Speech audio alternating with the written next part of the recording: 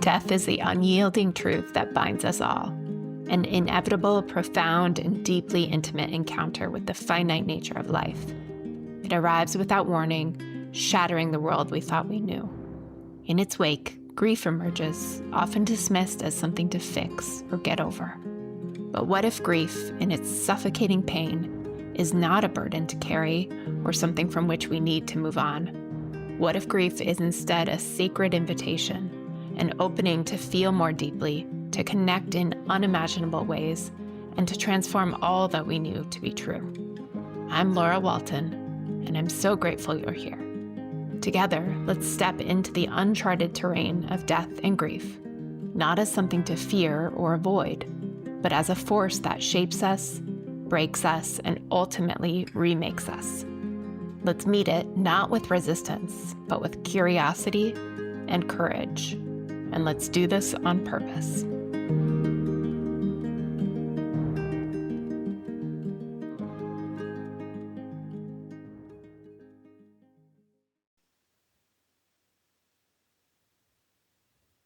All right, we're back with another episode here of Grief on Purpose. Thanks for being here. Today we have a special guest, Sam Zeitlin, coming to us from Oakland. Thank you. Hi, Sam. Thank you for being here. Hi, Laura. Thanks for having me. Yeah. So Sam and I, we don't know each other in real life, and we just met over the computer a few minutes ago. So Sam, I'd just love to hear your perspective on how it is that we became connected and what it is that made you interested in this project. I listened to your podcast and I saw that you were looking for people to talk specifically about yoga and grief. And I thought it was such an interesting take on grief because I've been gathering a lot of resources, mostly books and podcasts, and looking for in-person opportunities for grief processing rituals and support groups and those kinds of things. But I hadn't seen anyone really take a perspective of yoga to the topic. Okay. Two of my favorite topics, yoga and grief. But what is it that makes you particularly interested in that intersection? I've been doing yoga for about 30 years, almost 30 years at this point. And it's been one of those things that I just keep going back to when life gets difficult. It's helped me through some really painful times. And although I definitely reached for yoga when I was grieving, I wasn't necessarily looking for resources specifically around yoga and grief beyond. I had a teacher who did do a specific sequence with us. But yeah, I wasn't really thinking about looking deeply into that application of yoga. Okay. Maybe I want to learn more about both about your yoga background and your grief background. Is there one you want to start with? Yoga is probably a happier topic to start with. Okay. Okay. Yeah, I started yoga when I was in grad school. I had a friend who took me to an Ashtanga class. Mhm. I was initially very skeptical because I thought it was going to everybody in pretzel lotus pose kind of things. And I was like, I don't think I'm going to be able to do that. I had been a dancer when I was a child, so I was interested from that perspective. And I did really like Ashtanga for a few years, but I injured myself doing that and also other dance and things. I was participating in other sports, and I ended up switching to Iyengar yoga after a few years, partly because my teacher moved to India and because I had these injuries. And Iyengar was really the thing that stitched me back together. So it helped me recover from carpal tunnel and plantar fasciitis and being hunched over a lab bench for hours all day, every day. And yeah, I was shocked at how different it was to start working with all these props and to relearn how to stand and how to breathe and how to walk, all the things that you might think as an adult that you already know. Yoga turned all of that on its head, so to speak. Yeah. So there's lots of different styles of yoga. Ashtanga yoga is a more active type of yoga, very physical yoga that's based off of a set sequence of poses. And then Iyengar yoga is more focusing on the correct alignment. And it's usually a much, I think, from what I remember in my practice, a slower practice. Hatha based. Yeah. Hatha based. The idea of Ashtanga is that you're warming up the muscles and then pumping. And so there's a lot of emphasis on flexibility. Iyengar is almost the opposite in the sense that it's more about using the muscles to support the joint. Yeah. Which was what I needed, actually. Yeah. I have a tendency to hyperflexibility. Yeah. And lots of use of props in getting into that. Props. Yeah. Blocks, belts, bolsters, ropes on the wall, special wooden props, ropes hanging from the ceiling, chairs. Lots of goods. Yeah. How long ago was this that you started practicing? So I started Ashtanga in 97 and I started Iyengar, I want to say it was probably 2003, something like that. So that sounds about right. I was going to say you are bringing back a lot of my early yoga memories because I started practicing really consistently in 2001, I think it was. At that point, I went to a studio actually that did both Ashtanga and Iyengar based classes. But it was a very clear distinction between those classes and a very clear, just you chose Iyengar or you chose Ashtanga. Whereas nowadays, I feel like yoga classes are just yoga, like a more generic yoga classes. There's not, I'm sure everywhere. So Oakland is maybe actually different, but where I live, there's no Iyengar studio that I'm aware of, at least. Yeah. It's harder to find those more niche, for lack of a better term, specialties in yoga. Yeah. Iyengar had this very strict, I guess they still have very strict certification process, teachers. And there's been some divisions with it. The politics, I'm trying to stay out of all that. Yeah. But it does mean that the teachers tend to be trained the same way. And teachers I've gravitated more are experts in medical applications of Iyengar yoga. So they've really specialized in that, dealing with injuries and things like that. Yeah. Actually, I forgot. That was quite an extensive certification process. But suffice it to say, I think part of my point in even saying that was just that I think yoga has changed a lot over the last, it's probably changed a lot over the whole history of yoga, but at least in the time that I've been involved in it, the last 20 some years, it's changed quite a bit. And the classes that you find, most broadly, the classes that you find today look pretty different than the classes that we found 20 years ago, at least again, where I am. So, I think there's a lot of people who do vinyasa or some kind of hot flow, something. And it's more athletic. I certainly didn't start yoga thinking it was going to be a spiritual practice for me. I started it thinking it was just exercise. Yeah. Same. Yeah. And I think that's where a lot of people start. But and actually, this is part of the reason why I'm doing this project and talking about yoga in these terms is because 20 years ago when I started practicing yoga, yes, it was usually it was a workout, and it was like, and I was drawn to it initially for the athletic aspect of it, but those teachings were also very much, again, at least in the teachers in the classes I sought out, the teachings, the philosophy was woven into the class. And I as a student, picked up on those little pieces of it, but it wasn't until I did teacher trainings that I really more deeply understood those. But in the average class that I might be able to find these days, I don't find much of that philosophy woven in, maybe a little tidbit here and there, but it's not done in the same way. Is your experience different at all? I think it depends on the teacher.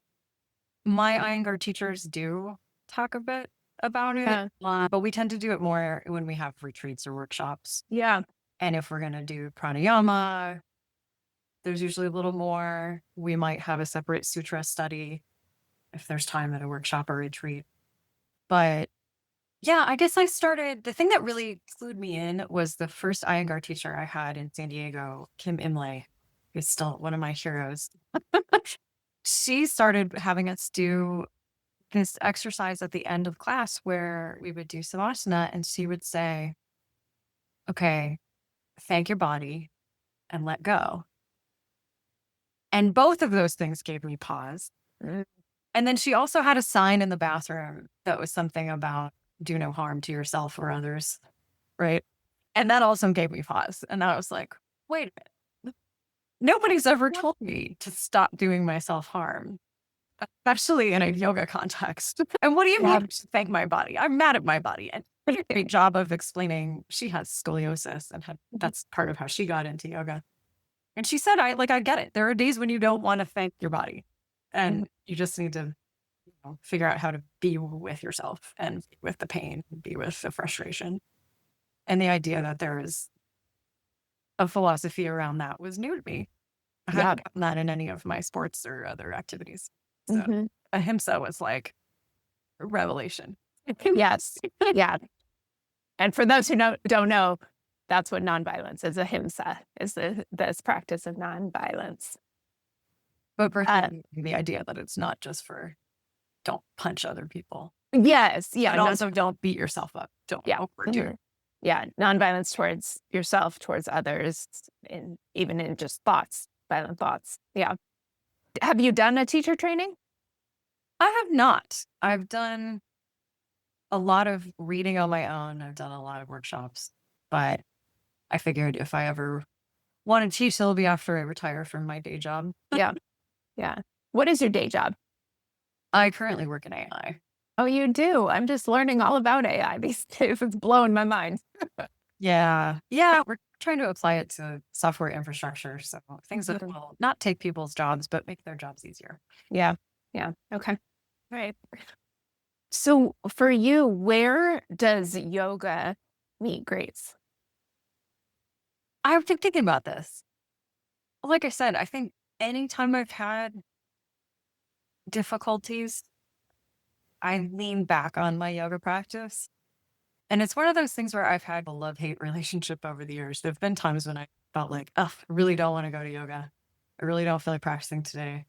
But I always feel better afterwards. And this whole time that I've been grieving, I think the most acutely has been since 2023. My dad died in June, and then my mother died in November. And in between, I lost a friend to COVID and another friend to a brain tumor. Wow. And then my boyfriend dumped me 5 months after all that. So there was a lot of grief. And I was definitely feeling it in my body. That brain is overwhelmed feeling, fatigue feeling, but also just that kind of ache. Almost like when you have the flu, like it just hurts. It feels harder.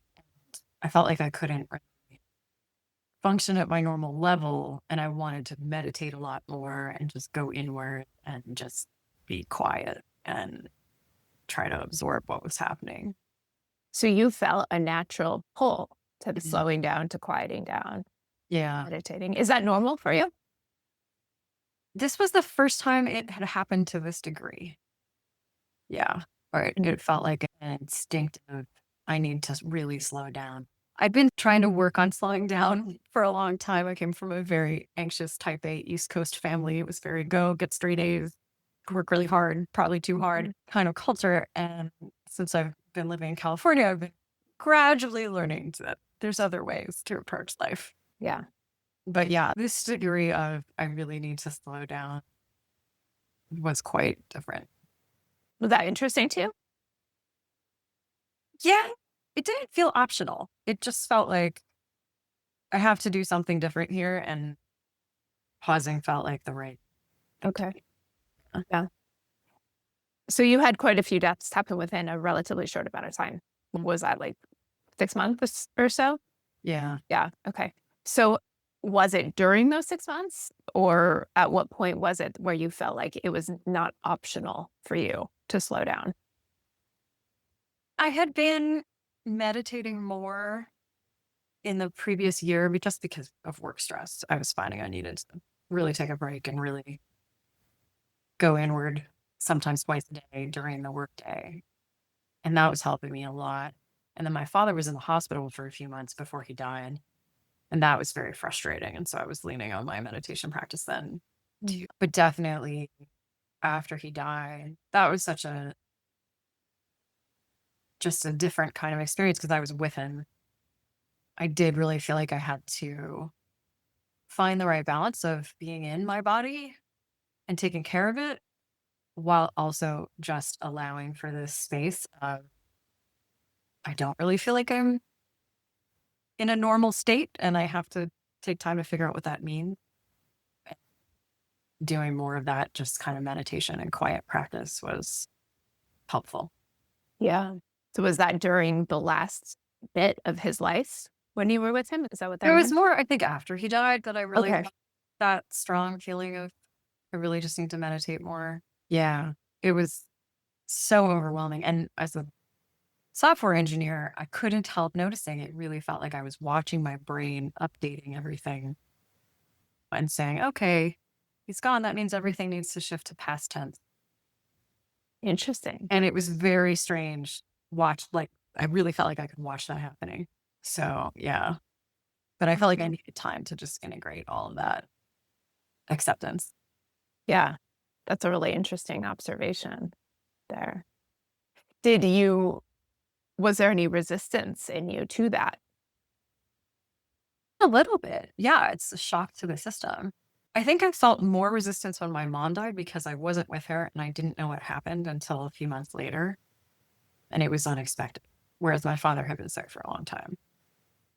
That was harder for me to even find my way in to how do I even process what to make of what happened with my mom. Yeah. If you wanna share, if you feel comfortable sharing, you can share what happened with your dad and your mom, but no pressure to. My father had leukemia, and he Mhm. was very lucky because it was the most treatable kind of leukemia. So he had Yeah. it for 15 years and Mhm. basically lived a normal life for much longer than we expected. But then he had what ended up being heart failure, and he was 75, and they decided to do open heart surgery. I don't know why, Hmm. but basically he got what ventilator associated pneumonia. Apparently, it's a really common problem, but he never came off the ventilator, and they put him on dialysis. And he eventually asked to be taken off all the machines because he couldn't really speak, couldn't really hear, he couldn't really write. And the lack of communication and the lack of improvement was just too demoralizing for him. But he was in pretty good spirits when we turned off the machines. He was glad to see me, glad to have me there, and I held his hand. With my mom, it was more of a sudden collapse. And I found out later, they said they think it was ALS, but she was in respiratory failure. She had never been diagnosed with ALS before that, as far as I knew. But she also had atrial fibrillation. So apparently, she told my sister that she didn't want to go on any machines because she didn't want to have the same thing happen that happened to my father. Okay. Okay. Wait, what are your parents' names? My father was Andrew, and my mother was Elaine. Yeah, okay. And Do thank you you for asking that. Yeah. What did it mean to you to be asked that? The first time anybody asked me that was actually at a grief ritual that I did in Berkeley. And they were saying it's very important to make them present in the moment and acknowledge that loss. Um, And I thought that was really interesting because I'd never heard it before. My family didn't have any spiritual practice at all. We didn't really do anything. We went to a Unitarian church for a few years when I was growing up, but it just wasn't a thing. I didn't really go to funerals at all. The first time I went to a funeral was as an adult. So, yeah, just seeking out these other ways to acknowledge passing, all the huge change that included. Yeah. Yeah. So what does it do for you now to say their name or to hear their name? I think it's more that other people want to acknowledge their lives. Yeah. Yeah. I find that to be true too. Yeah. It's an acknowledgement, a remembrance, especially maybe after a lot of years have passed, somebody still remembers their name. Yeah. Yeah. Yeah. I think the first death that hit me really hard, I was a kid. I had a friend who died of cystic fibrosis when I was Mm, didn't really understand anything that was going on. before. But it influenced my desire to go into medical research for my first career. Mm, And then I had a friend who died when I was in college. And then I had a friend who committed suicide on September 10th, 2001. And those were all really hard losses. But I didn't have any idea how to grieve. And my family was just this type that acted like it was not really a thing to acknowledge grief. We certainly didn't do anything when my grandparents died. And I think we had a funeral for my one grandfather, if I remember correctly, but it wasn't religious in any way. Yeah. Yeah, that sounds similar to what my experience was. It just wasn't a thing.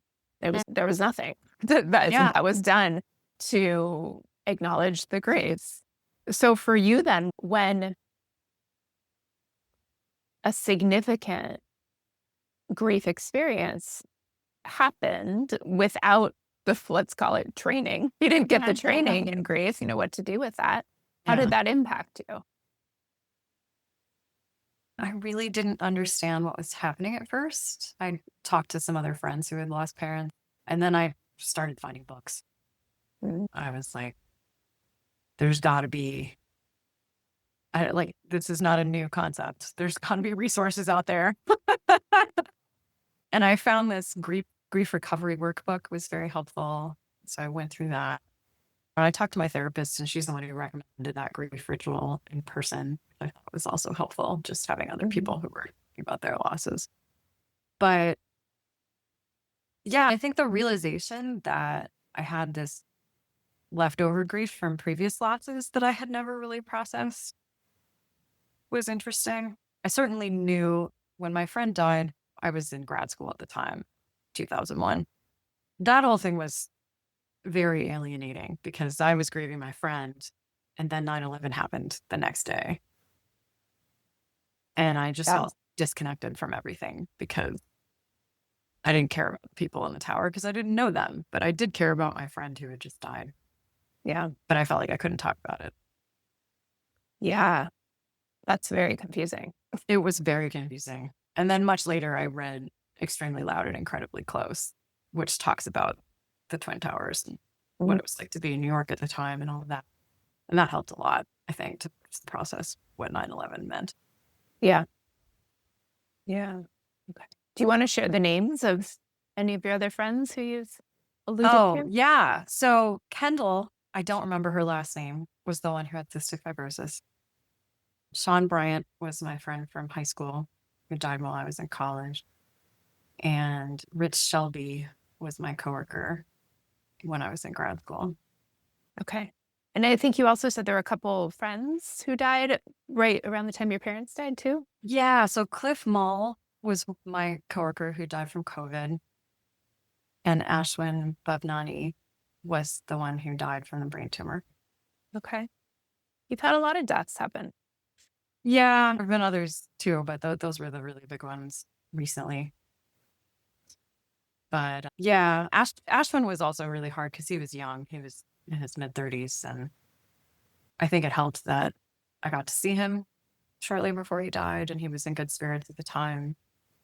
And his family had a huge, lovely memorial service for him. And everybody came and shared videos and lots of photos. And I thought that was a fantastic celebration of life. And I wish more people would do services like that.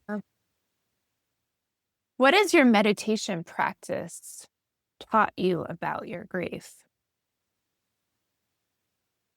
I think the biggest thing for me about meditation in general is just the ability to recognize what's happening and let it go by. The thought or a feeling, whether it's a physical feeling or an emotional feeling. And this whole concept of, yes, I can be present, but also this too will change. Yeah. Yeah. What does your meditation practice typically look like in terms of length and frequency? Do you have a routine? It varies a lot. Okay. Lately, I've been doing a lot of pranayama, mostly Vipassana 1. I pretty often will meditate to help myself fall asleep and do more of a grounding practice. Sometimes I do more of an open focus. I do a lot of body scan. Yeah, it varies. I like having a variety of options. Yeah. Okay. And in the times when maybe grief is louder or more in your face, does Yeah. that change what your meditation practice looks like? I think I was finding body scans were the most helpful at that time, actually, because I think having a more tangible focus was good, and I wanted to keep it simple but not too unstructured. So having reconnection with the body was helpful. Yeah. Yeah. A lot of people who maybe don't have any background in meditation, but who I've talked to them about it just briefly or introducing it as a concept. And I think I can relate to that. I think this was my initial belief system around meditation, but that, oh, I can't do that. That's not for me because I can't slow down my mind enough or I can't relax enough. I think we have this belief that meditation is supposed to be relaxing and that it's supposed to be easy, that we're supposed to be able to just plop on down and be in this blissful state of relaxation, which is usually not the experience, at least in my experience. I think it is for me now. Yeah. Okay. I think the trick for me was figuring out that sitting doesn't usually work well for me. Yeah. I do really well propped up on a bolster with a blanket behind my head, like you do often for pranayama. So usually I practice laying down. I don't usually fall asleep unless I'm deliberately trying to fall asleep. But yeah, I am usually seeking that relaxation. And it took me a while to get to where that all Yeah. works. I remember when I first started yoga, Savasana was like waiting for them to say the class is over and we could leave. Or Yeah. asleep because I was exhausted from an Ashtanga sequence. Yeah. But yeah, and I realized I think some people don't like focusing on the breath, but that works really well for me because I have a singing background. And so I learned a lot about breath control from my music practice. So having that kind of focus actually really helped me a lot. I think different things work well for different people, and you have to try a lot of different modalities. And Right. when people say they don't like meditation, I usually say, try a different style and start with 1 minute at a time. Yeah. Work Yeah. out with 2 minutes. Yeah. That's a biggie, starting small. Yeah. But what you're saying, what you're pointing to is just, it sounds like at least it's allowing for the flexibility and kind of making it fit you, trying out the different options, different techniques, different approaches, whatever, to find the perfect one for you that allows you to really be able to settle in and drop into that. Yeah. And that it's going to be different on different days and different times in your life. Yeah. There are some teachers that I really liked when I first started. And then I went through a phase of, nope, that person is just not working for me right now. I need to shift to somebody else's voice, pacing, and how much time they give of just silence for me to focus versus how often they cut in with comments. Yeah. Yeah. Absolutely. It can shift. Hmm. What we're drawn to shifts. Are there other elements of the more broad theme of a yoga practice that has shown up for you in your grief, or is it primarily the meditation practice? I still do asana. I've never stopped that. I definitely gravitated towards more inversions, more backbends in grief. Interesting. Do you know why? Can you speak to that? Yeah, because I think I felt like I had this,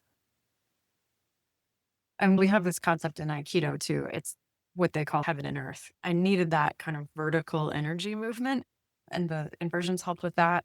And then the backbends helped more just that emotional movement.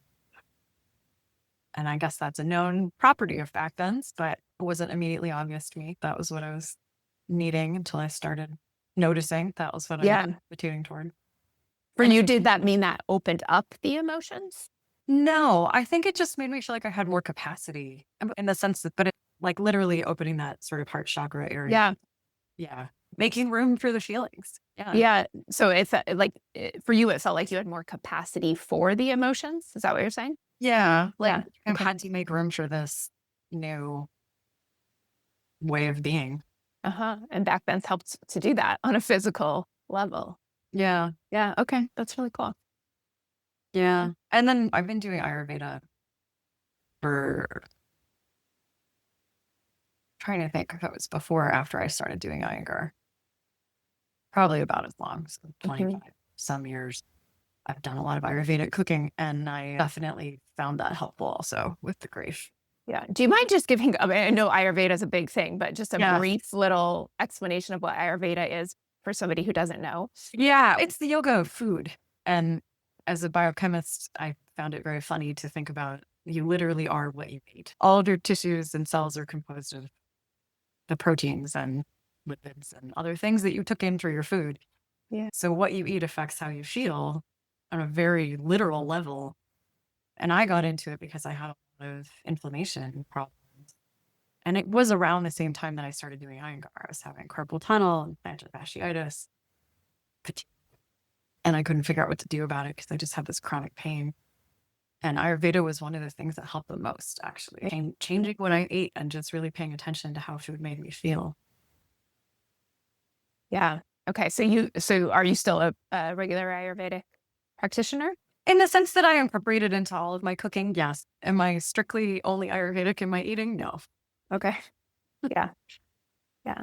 Okay. So is that, and I know a little about Ayurveda, but not a lot. So my understanding could be wrong here, but I think we have a particular dosha, right? Where it's kind of a way of describing, not even describing, but a way of how the constitution of our physical body shows up. And then it's eating within that. Is that correct?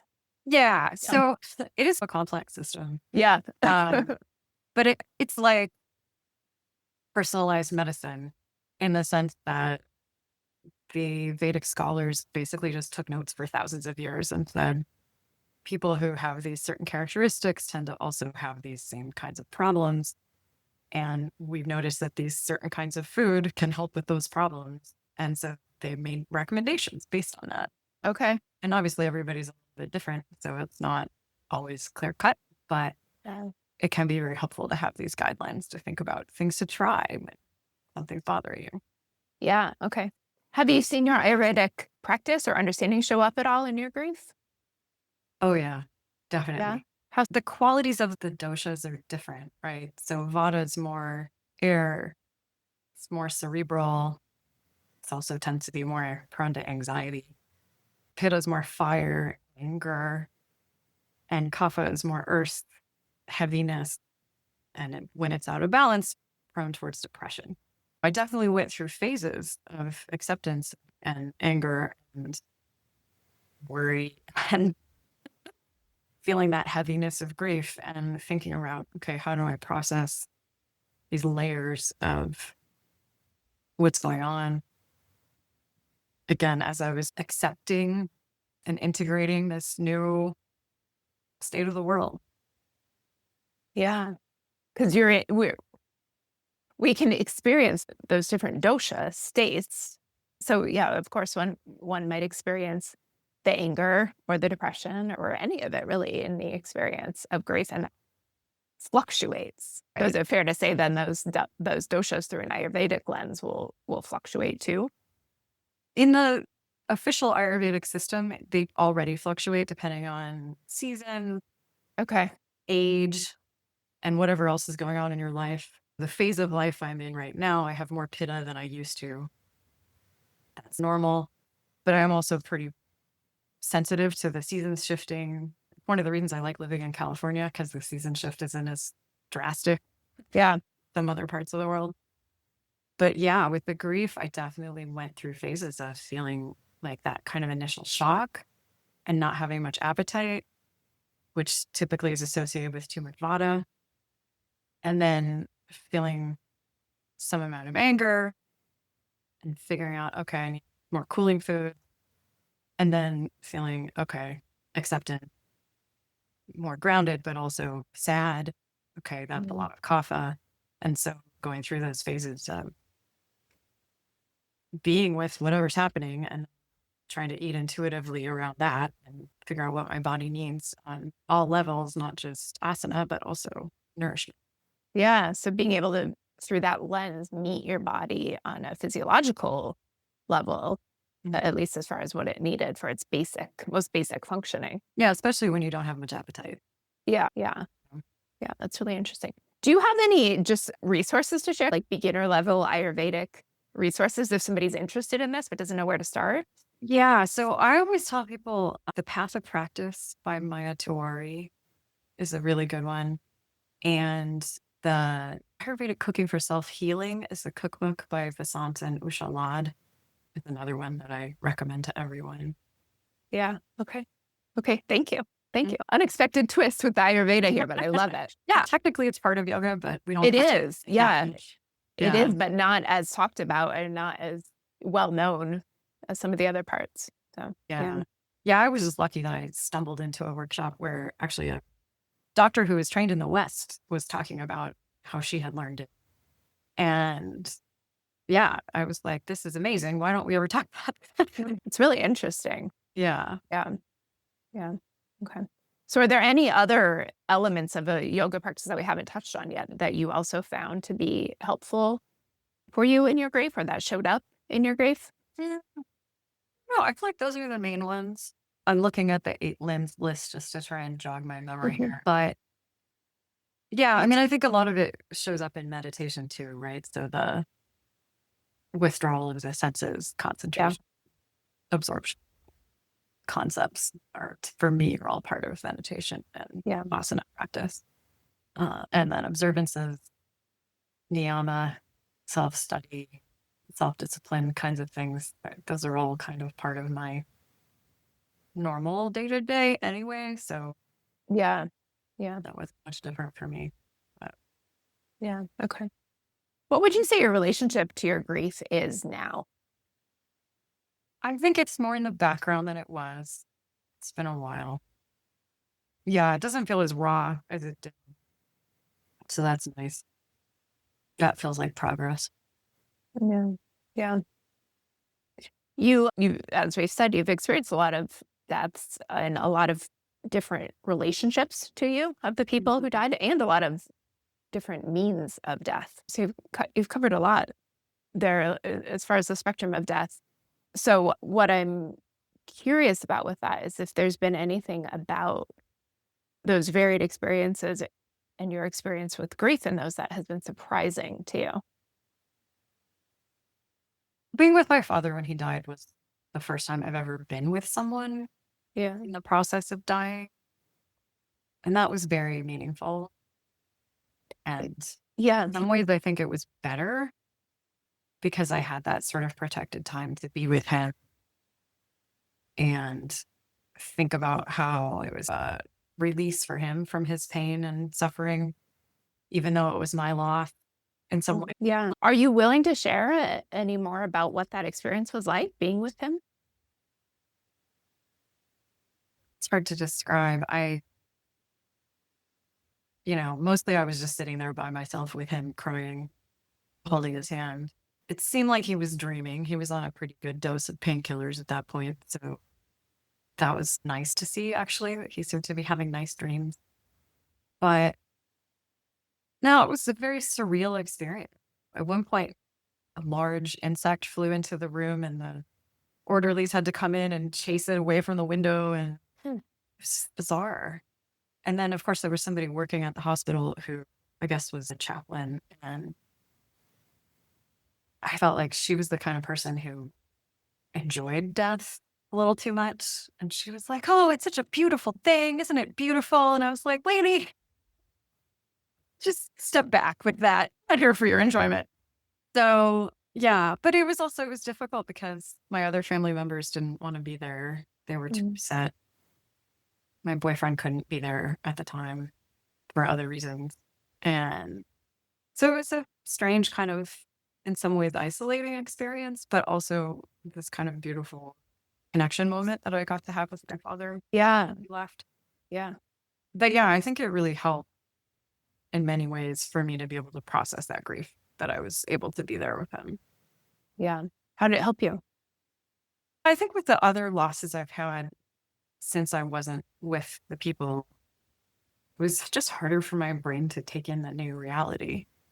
There's some amount of cognitive denial of like, but I didn't see the body. I don't know what happened. I don't understand. If you're there watching it happen, there's no doubt about what happened. Yeah. You know what happened. So I think having that protected time was important. Yeah. Is that something you would do differently if you could? I think it would have been nice to have someone else there with me to support me. But I also think I would have been asking a lot. And yeah, I think if I could have been with my mom, it probably would have been better in some ways, but can't redo the past. No. Okay. I want to be cognizant of time here. Is there anything else, though, that we haven't touched on that still feels like it's important for you to say about grief or yoga or life? I think I wrote a blog post about how I really didn't understand much about grief before all of this. And it was specifically posted on LinkedIn partly because I had a colleague who lost a family member and didn't feel like she could take much time off, but was obviously being affected by grief. Yeah. And I was realizing that our company's policies didn't allow for that. And a lot of companies have these very restrictive policies on how much time they allow people to take, depending on how close they believe the person to have been. Yes. Arbitrary definition. Yeah. And so I was saying, I think this is something we should take more seriously because it really does impact your ability to function as a person, never mind an employee. Yeah. And I definitely felt like I struggled. I did work through several months after my father died. I took, I think, a week off or something, and then I had to go back to work. And I don't think I did very good work during that time. It really felt like very difficult to concentrate. In some ways, it was good to have a place to go and a little bit of structure. And in other ways, I think maybe it would have been better to just take more time. I'm not sure. I feel like our culture doesn't support people who are grieving at all. No, I agree with you in that. Yeah, it might be nice to have a distraction of work, but you're the best worker. You're probably not like very productive. Yeah, that's actually interesting to think about. I don't know what the answer to this is, but what would be an what's something else we could do instead of going to work because that's the best choice, or Right. because I don't want to sit at home alone all day. I'll go to work. What else can we do instead of that? Yeah. It's maybe a better use of that grief time. Yeah. It'd be nice if we had something like parental leave, but for people who are grieving. And if we had a place for them to go and be in a support group or some kind of situation. It'd be nice if insurance paid for stuff like that. It would be nice. It would be. It'd be nice if we got more than 3 days bereavement leave. Yeah, to expect people to go back. I just think it has all these cumulative effects. It does. Whole process. Yeah. We've just had so little acknowledgement. Yeah, I agree. So that was what your blog post was about? Is that? Yeah, it was mostly just about how I didn't know how to bring it up with people at work, and I didn't understand what my coworkers were going through when they went through similar things until it happened to me. And yeah, I think we should give people more time off. That sounds really interesting. Was that something that your work read? Or was that more of something for you to do for yourself? Oh, I just did for myself. Okay. Yeah. Okay. Most of my blog posts are about things I learned the hard way. Yeah. Most of my work is about things I learned the hard way. So here we are. Yeah. That's what I always say. My first career was in research, and I still do research, cutting edge things. The first time I heard that phrase about fail faster, I was like, oh, that's what I've been doing this time. Okay. Yeah. I like that. I actually have not heard that phrase, but I like it. It's very common in engineering. Yeah. Okay. Is there anything else you want to say here before we close? No? I think this is great. Yeah. Thank you. Thank you. And thank you so much for your willingness to be here and to share your people's names and to share your story. It's important, and I appreciate it. Yeah.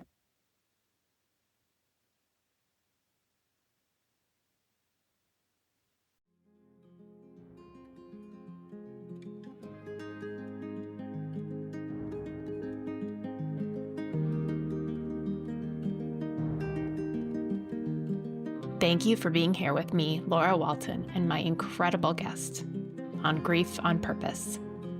Your presence is a gift, and I'm so grateful you're walking this path with us. For more connection and resources, you'll find everything you need in the show description. To my guests, thank you for sharing your person with us today.